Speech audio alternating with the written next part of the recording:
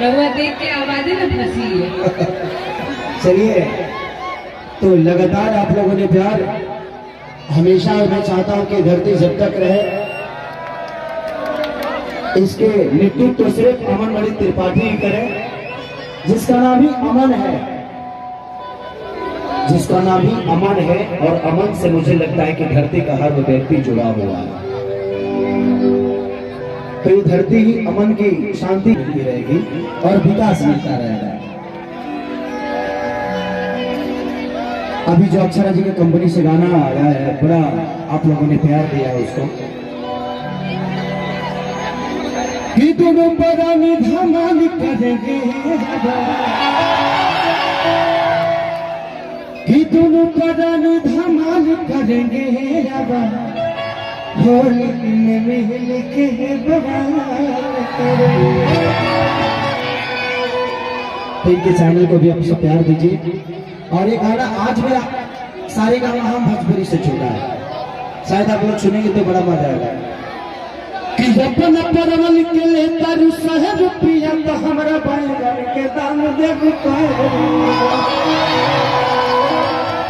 तो आज ही छूटा है, आप सबको जरूर प्यार मिलेगा, आशीर्वाद मिलेगा। दिखाओगी देवी के द्वार को।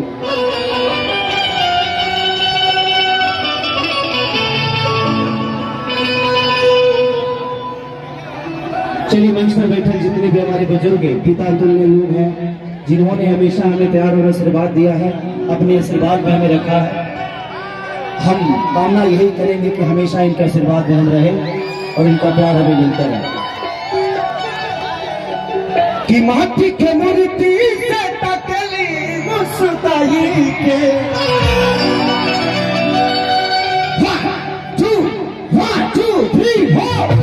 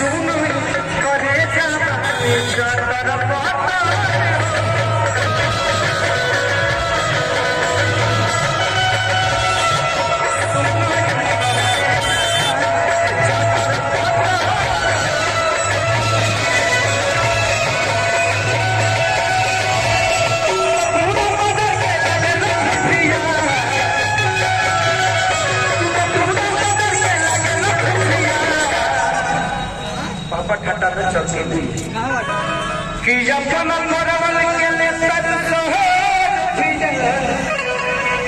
कि अपन परवल